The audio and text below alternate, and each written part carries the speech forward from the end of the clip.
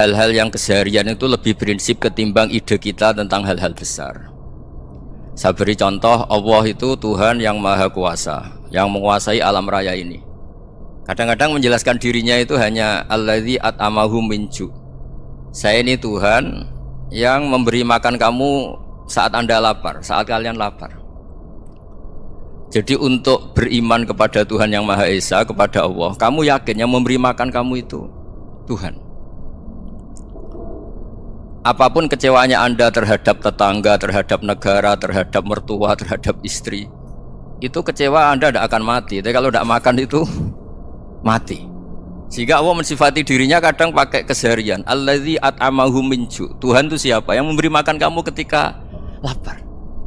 Tapi kamu untuk syukur itu nunggu punya istri cantik, neriman, gampang diatur, membolehkan poligami.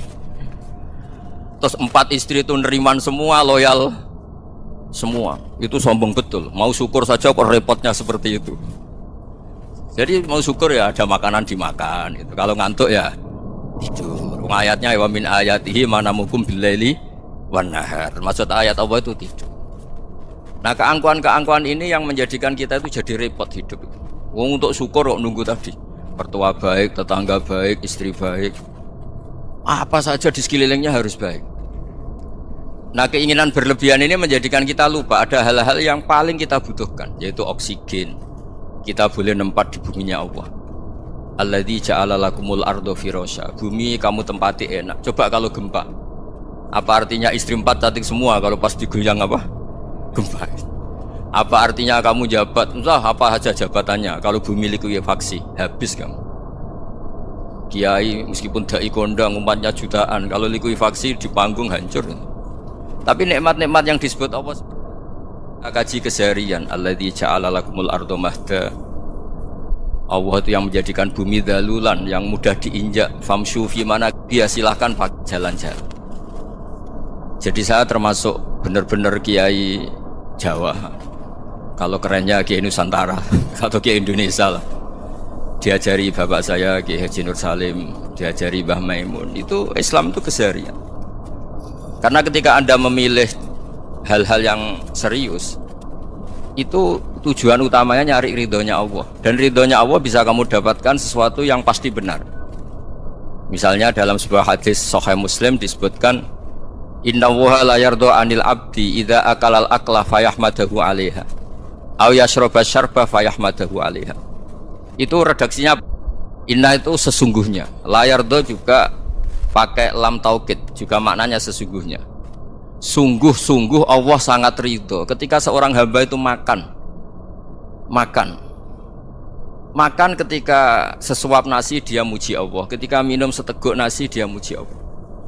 Itu kalau orang diridhoni Allah itu wali betul. Itu untuk jadi wali itu gampang. Kamu makan ridho, kamu nginjak buminya Allah ridho seneng, kamu hidup keseharian aman seneng. Nah ini supaya sampean kita semua ngaji betapa panduan Rasulullah untuk menggapai ridho Allah itu banyak yang keseharian sekali. Saking kesehariannya banyak dalam hadis dan itu sahih. Nabi menyebut hal-hal yang keseharian. Hatta ma tas'alu fi imra'atika. Kamu punya uang kemudian istri kamu bisa makan, itu ibadah. Bahkan sebagian ibadah itu dicontohkan Nabi yang akhirnya diprotes sahabat, yaitu wa fi buti ahadikum sedekah. Kamu menggauli istri kamu itu ya sedekah. Sampai sahabat bilang, yang benar ya Rasulullah. Ayati ahaduna syahwatahu wa huwa lahu ajrun. Masa urusan biologis, urusan syahwat kemudian dia dapat pahala. Nabi menjawab, alaysa lawadu'aha fi haramin akana alaihi wisrun. Bagaimana kalau dia meletakkan ke yang tidak benar, itu kan dosa. Nah, hal-hal seperti ini yang saya ingin teman-teman semua lah, semua. Saya juga agak ingin ngaji demi Anda juga agak ingin. Itu dosa sekali ngaji kok pesanan kelompok tertentu itu gak boleh. Islam itu untuk semua. Jadi ya cuma karena di depan saya jenengan ya seakan-akan jenengan korbannya. Itu ada ilmunya dalam usul fikih itu. Jadi orang itu harus ngaji usul fikih.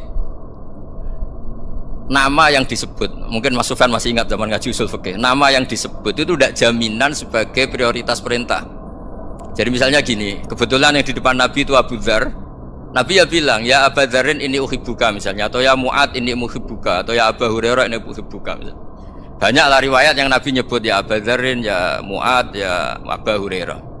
Kemudian misalnya Nabi meneruskan khitab, ini uhibbuka, saya mencintai kamu, fakul dubur sholatin, atau sebagian riwayat disebut fala tada'anna dubura kulli sholatin Allahumma inni ala dzikrika wa syukrika wa husni ibadatik. Saya mencintai kamu, siapa saja, Mu'ad bisa, Budhar bisa, siapa. Saya mencintai kamu, mohon kalau habis sholat kamu jangan lupa wiridan Allahumma inni ala dzikrika wa syukrika wa husni ibadatik. Ya Allah, tolong kami permudah supaya mudah ingat engkau. Anda tidak bisa mentang-mentang, wong nama saya Parmin, nama saya Purnomo, itu yang diperintahkan Mu'ad misalnya. Jadi yang disebut satu, tapi khitab itu untuk siapa saja. Saya teruskan ya. Jadi saya mohon semua kita melakukan kebaikan itu, kalau dalam kaidah fikih disebut al yakin la yuzalu bisyak. Banyak kebaikan yang kebenarannya itu 100%, tidak punya efek samping ke pihak lain, ke kelompok lain, ke komunitas lain. Itu tadi misalnya Anda makan dan itu murah sekali, hanya butuh satu piring, setiap kunyahan kamu muji Allah, setiap minum kamu muji Allah. Itu redaksinya Rasulullah SAW disebut Allah sangat ridho ketika seorang hamba makan kemudian dia memuji Allah, atau minum kemudian dia muji Allah. Logikanya gampang, negara seperti ini yang kamu harapkan bentuknya kayak apa, mertua, ipar, komunitas, tetangga, itu nyata terjadi itu kan belum pasti. Sementara yang mesti terjadi adalah kamu butuh makan, kalau tidak mati. Butuh minum, kalau tidak mati. Butuh bumi yang nyaman ditempati, kalau tidak kita juga mati. Sebab itu Allah kalau menyebut nikmatnya itu hal-hal yang keseharian. Alladzi at'amahum min ju'. Allah itu siapa? Allah itu yang menciptakan kamu bisa makan. Tidak berlebihan. Allah itu yang menciptakan kondisi sosial itu ideal. Zaman Nabi itu ya ada orang munafik. Orang-orang pilihan Allah itu juga diuji orang sekelilingnya yang macam-macam. Semua diuji sesuai konteks zaman dan waktu. Nah, tapi ada ibadah-ibadah yang selalu disarankan Nabi. Sampai Nabi itu pernah ditanya, Ayul Islam ya khairun ya Rasulullah, Islam terbaik itu gimana? Jawaban Nabi itu unik. It'amu to'am. Islam terbaik itu ya makan-makan, santai-santai. Ketika Allah menyebut beberapa kebaikan, falak tahamal aqobah wa ma adrokan apa? Mal aqobah. Terusannya apa? Fakku raqobah. Terusannya apa? Au it'amun fi yaumin di masghubah. Atau acara makan-makan itu juga Islam. Kenapa? Ya bayangkan kalau tidak ada makanan kita mati kan? Kondisi sosial tidak ideal tuh Anda masih gak apa-apa. Tapi kalau Anda tidak makan, Anda tidak minum, kamu punya istri cerewet masih bisa hidup, punya mertua cerewet masih bisa hidup. Tapi kalau tidak makan bisa mati. Berarti penting mana istri sama makan? Penting mana? Makan. Semoga istri Anda dengar, nanti kamu disuruh makan tapi pulang deh. Itu kalau dibahasakan makan masih memahami. Penting mana nasi satu piring dengan istri. Nggak ada nasi mati, nggak ada istri belum mati. Penting mana? Gak berani jawab kan? Nah, ternyata Anda ada garang kan di depan istri. Jadi saya mohonlah, mungkin Mas Sufyan Sauri tadi yang bisa bantulah teman-teman tuh ngaji yang keseharian saja. Karena kita nyari ridho Allah itu berdasar firman Allah, dan firman Allah itu menyebut keseharian tuh riang gampang. Itu tadi misalnya wa min ayatihi manamukum billaili wan nahar. Termasuk ayat-ayat Allah itu kamu tidur. Maka dulu itu ada guyonan, ada tokoh Mu'tazilah, kelompok dalam Islam yang berpikir manusia itu bisa menentukan ikhtiarnya sendiri. Karena saya bisa duduk, ingin berdiri. Karena kelompok ini nggak terima kalau semua kehendak Allah, nanti bagaimana kalau semua kehendak Allah kok ada hisab, ya ada sanksi.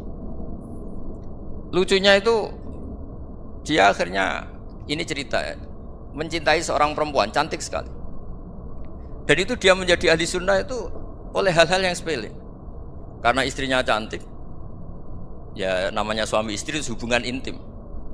Terus ditanya, Mas, masih ingin lagi? Masih.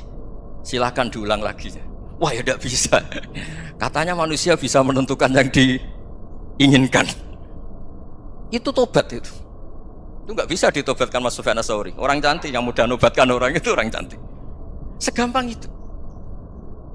Akhirnya kita tahu. Makanya kalau dalam kitab Hikam itu disebut al-aqil mayakul madza yaf'alu wa hubi wal ghafil mayakul madza af'al.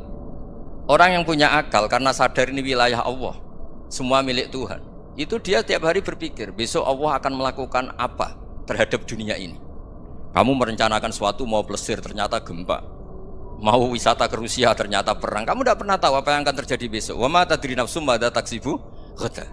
Tapi anda semua kita ini sering punya jadwal permanen. Makanya saya kalau diundang siapa saja, isane takdir. Yang jelas Gus ini acara penting. Ya masih acara penting nak pangeran ngersakno piye? Kok ape dadi pangeran? Kamu kok mau jadi Tuhan? Itu kadang ya kiai. Penting Gus acara ini jenengan harus memastikan bisa.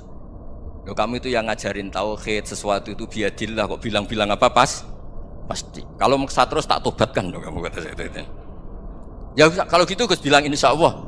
Wah itu hati saya, fisik saya, roh saya sudah bilang insya Allah. Tidak usah kamu latih kata saya. Nah hal-hal tauhid keseharian itu gampang sebetulnya. Wal ghafil yaqulu madza af'al. Tapi orang yang lupa Allah dia setiap hari bilang besok apa? Kita bisa melakukan apa? Seakan-akan dia itu aktor, dia penting, dia subjek permanen, dia. Padahal kita ini hanya objek kehendak Allah Subhanahu wa taala. Karena kita yakin sesuatu yang terjadi di alam raya ini kita tidak bisa apa-apa. Makanya saya sering ngaji, sering bilang saya, ketika Anda mensifati Allah, Dia yang menghidupkan. Sudah itu tanamkan, jika ketika kita mati, santai saja. Kenapa santai? Allah punya cara menghidupkan kita. Zaman kita hidup juga gak tahu caranya ngelola jantung, ngelola paru-paru. Kamu juga gak tahu ngelola oksigen yang tidak beracun, tidak mengandung polusi. Tahu-tahu hidup. Gak ingin tua ya tahu-tahu tua, gak ingin mati tahu-tahu mati. Selama ini kita hidup juga gak tahu apa sebetulnya. Hanya gaya tok, punya jadwal, punya planning. Kalau kamu bisa menentukan pilihan Anda, pasti Anda istrinya cantik, 4 neriman semua, kona'ah semua. Nyatanya enggak kan? Ada 1 jelek, cerewet. Wah itu kan, nyatanya enggak bisa apa-apa Anda kan? Dan kamu bawa mati lagi. Itu kan, istri Anda juga gitu, punya keinginan, punya suami yang ganteng, yang jabat, yang neriman, yang enggak poligami. Ya enggak kesampaian juga. Kalau kita ngitung tingkat kegagalan kita itu gagal terus. Ya kan? Nah, terus ingat Allah, madza yaf'alu wa bi. Orang yang punya akal selalu berpikir Allah itu menghendaki apa terhadap saya. Dengan sama-sama orang gitu. Ngelihat orang yang serius, itu kata Anda itu pemikir berat, serius. Senang punya tokoh yang merengut karena kamu anggap serius. Tapi sebagian orang anggap orang yang serius itu wong merengut, wong masam, wong muka kok ditekuk.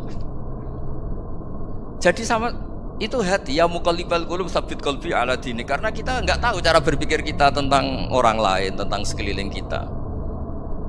Misalnya kita orang baik yang jenis ngrumat fakir miskin. Ada orang bangun masjid mewah itu janggal. Apa artinya masjid mewah kalau banyak orang kelaparan? Tapi kalau yang jenis pendidikan apa artinya masjid mewah kalau enggak bisa ngaji? Nanti yang jenis infrastruktur apa artinya ini kalau semuanya punya sudut pandang yang berbeda-beda. Dan Islam mengapresiasi semua kebaikan. Tapi katakan semua kebaikan itu adalah kehendak Allah Subhanahu wa taala. Karena apapun baik Anda itu pakai fasilitas yang diberikan oleh Allah Subhanahu wa taala. Sehingga ini yang disebut qulillah tsumadarhum fi khawdihim yal'abun. Ya kembali tadi ke tema-tema bahwa keseharian Anda ini sudah Islami. Saat Anda tidak bisa melakukan apa saja. Saya sering ada jenazah, biasanya kalau tetangga meninggal saya sering disuruh ngelepas. Saya bilang orang ini baik karena sering ngelamun di rumah, sering nganggur di rumah. Ditanya sama anaknya, kenapa Gus nganggur baik? Ya kalau dia nganggur artinya juga gak berbuat sesuatu yang maksiat kan?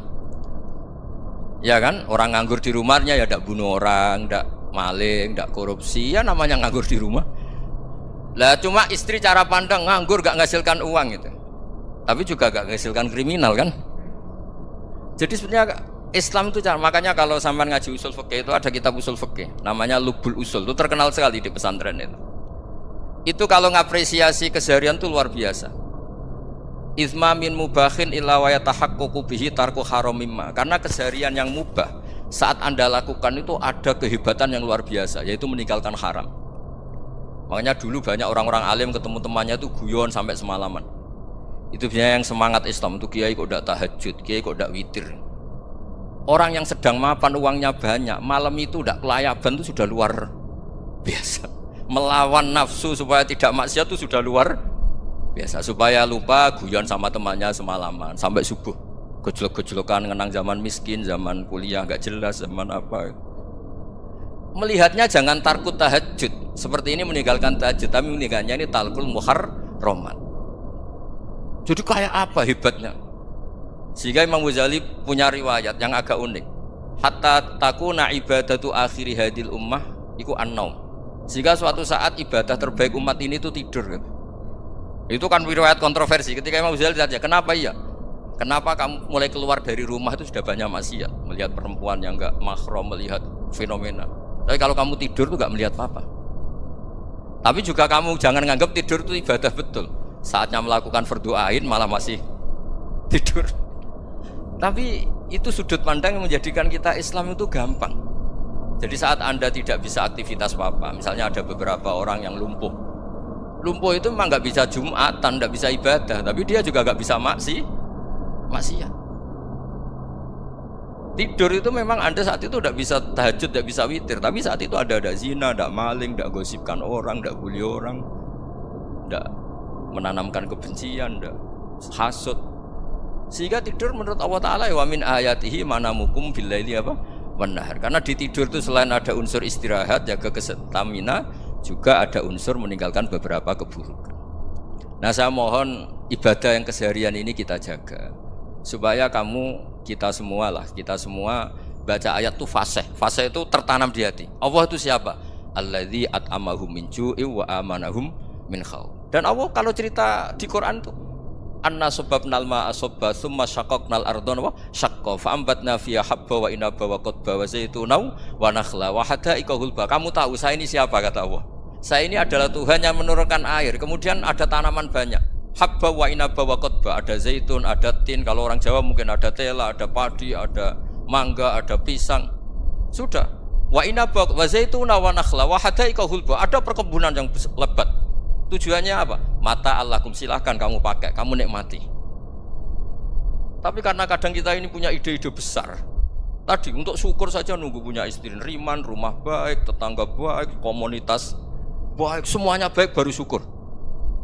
Lama-lama nanti ada di surga, syukurnya nunggu surga paling kelas A. Itu sudah ada yang menghuni Rasulullah, kamu nggak boleh di situ. Masa untuk syukur saja? Repotnya Masya Allah. Jadi mohonlah Quran yang kalau Anda hafalkan juz amma itu kan ada ayat-ayat yang kayak tadi. Ya, fal yang dzuril insanu ila ta'ami. Coba lihat apa yang kamu makan ini, dari mana? Dan untuk mempertahankan hidup kamu keseharian. Jadi jangan kira ibadah itu harus membentuk komunitas yang versi Anda. Ibadah itu harus hal yang mulu-mulu. Kesehariannya Anda alami. Loh, ini saya tidak bikin-bikin. Saya ngaji bukan karena berdasar pesanan. Itu ayat yang saya bacakan betul ada ayatnya kan. Fal yang dzuril insanu ila ta'ami. Anna sababnal ma'a sabba tsumma syaqqaqnal ardha syaqqa fa ambasna fiha habba wa inaba wa qadba wa zaituna wa nakhla wa hada'iqa khulba. Terusannya apa? Mata'al lakum, silakan kamu nikmati. Mata itu silakan kamu nikmati. Ya kayak sampean dikasih hidangan ya makan. Ya sudah makan. Habis makan ya minum. Habis itu ngantuk ya tidur. Ya sudah normal-normal saja. Kayak apa indahnya Islam. Tapi Anda mencari Islam yang gimana lagi? Nah, itu yang diajarkan guru-guru kita, diajarkan sanad kita sampai Wali Songo, sampai Rasulullah SAW. Bahwa pada akhirnya ada jihad, ada perang. Itu dulu memang perang, bukan membunuh, beda. Dulu kita dijajah Belanda ya perang, dan itu normal karena kita dijajah. Jadi ketika orang lain ingin baik sama kita, wa in ahadum minal musyrikin astajaruka ya fajirhu hatta yasma'a kalamullah. Kalau mereka ingin baik ya kita baik. Makanya ada istilah musta'man, mu'ahad. Kalau mereka ingin damai, berdampingan dengan kemajmukan ya itu yang lebih baik. Karena memang Islam menghormati proses perdamaian. Wa in janahu lis-salmi ya fajnah lah. Kalau ingin damai ya kita harus damai. Jadi andai kan dulu Belanda datang ke Indonesia kok minta besanan itu. Ya mungkin kita juga seneng karena memperbaiki hidung kan kalau kita besanan gitu. Nah tapi wong jajah dulu itu kan masalah kan? Apa? Masalah kan? Jadi saya mohon jadi apa ya? Saya tadi minta sama Bapak Kadensus kemarin juga pernah main ke saya. Jangan sering ketemu. Saya ini sudah uzlah, saya ini sudah mau daftar jadi resi. Saya itu kemarin di muktamar juga agak datang, acara di Jogja juga sudah. Karena memang keluarga saya dulu itu bahasa ya, bapaknya bapak saya itu gak keluar rumah itu puluhan tahun. Memang punya adat uzlah. Ya makanya ngaji saya ngaji aja yang gampang-gampang aja, yang nggak orderan, yang nggak pesenan, ngaji aja dulu, gampang. Saya ikhlas, yakin betul saya ikhlas. Ikhlas itu menurut saya itu roh.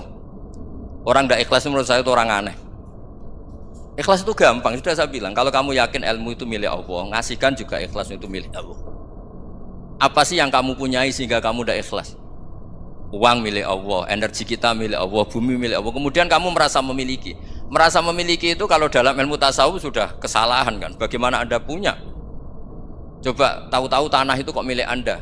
Karena saya beli, saya beli dari orang, dari Zaid. Padahal yang asli punya itu Allah. Apa benar kamu pernah beli sama Allah? Zaid ini pemilik nisbi, pemilik yang enggak sebenarnya kan? Ya enggak? Yang benar-benar pemilik itu Allah. Kok kamu ngerasa itu bumi kamu itu atas nama apa? Milik kan harus beli atau dikasih. Enggak semua kan? Nah, makanya terus famshu fi manakibiha, dan Allah menyebutnya, sudah saya ini yang menciptakan bumi. Waladzi ja'ala lakumul arda dalulan. Dan Allah menyebutnya sederhana, famshu fi manakibiha, silakan jalan-jalan. Terusannya apa? Wa kulu mirizki, silahkan makan-makan. Jadi Islam itu ya makanya kiai-kiai itu ada acara makan, sampai ada guyonan fikuli makanin makan di setiap tempat ya makan. Nggih ngoten guys, pokoknya sing gampang-gampang nggih.